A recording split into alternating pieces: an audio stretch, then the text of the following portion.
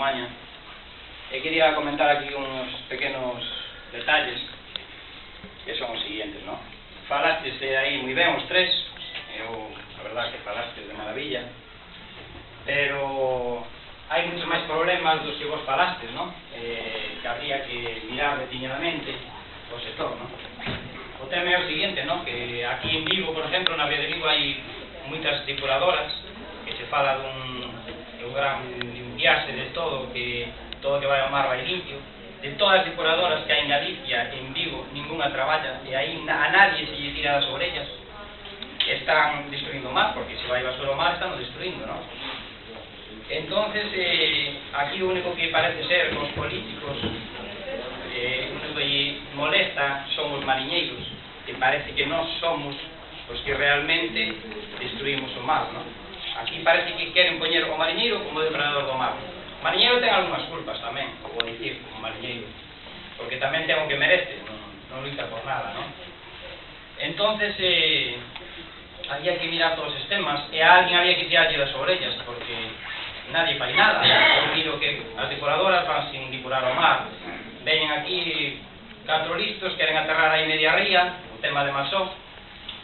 En caso, tamén teñen que tirarlle das orellas este partido político que está falando aquí, porque a gobernante deste color político e non fixo nada en ningún momento de que os mariñeiros que fomos ao calabozo fixera ali fixera algo, non fixo nada.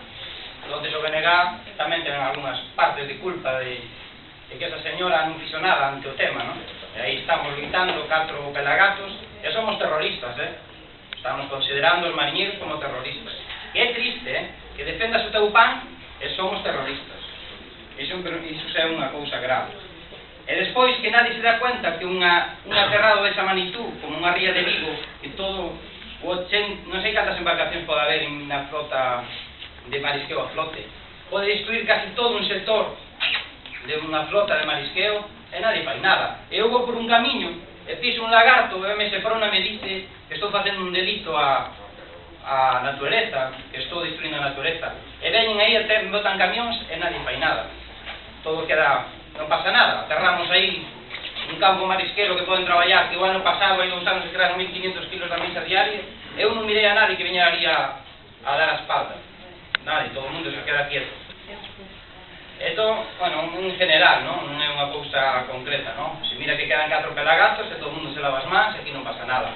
Depois, outra cousa, que un tío, un deportista que está con un titulín de merda, lle dan unha embarcación nas mans con 500 cabalos, e non pasa nada. Eu teño unha embarcación, quero meter 50 cabalos, e non podo metelos, porque dixe que esquirmino má, ou que levo recurso a rastro. Non ten lógica o que está pasando. Entonces, a mí nunca nadie, aquí eu non podo dirigir, por exemplo, eu como persona non podo poñerme aquí con unha batuta de dirigir unha orquesta, porque non teño puta idea. Non teño puta idea de facelo. Pero si teño puta idea, se me ven alguén a preguntar algo do sector do mar, que nadie, ningún partido político, ven a falar do sector do mar, a preguntar que podemos facer nisto, o que se pode facer non. Aquí se toman decisións a convenio de xente que lle interesa a eles os seus recursos. Potencia máis o que dices ti, de facer desguaces, destruir desguaces, potencian a plantas de agricultura, que iso da cartos, montar historias e historias, e o mar, e os mariñeiros discriminaron pouco a pouco e arrinconándonos pouquinho a pouco aí. E iso é a miña pequena reclamación, como moitas máis cabría que sentarse nunha mesa e falar directamente que aquí o mellor non é un momento. E iso non o fan, non preguntan ao sector, toman decisión según as subvencións que lle veñan ao goberno. E se a subvención é para beneficiar a 4 e cortarlle a cabeza os mariñeiros e as cortamos, iso non pode ser. Moitas gracias por escutarme.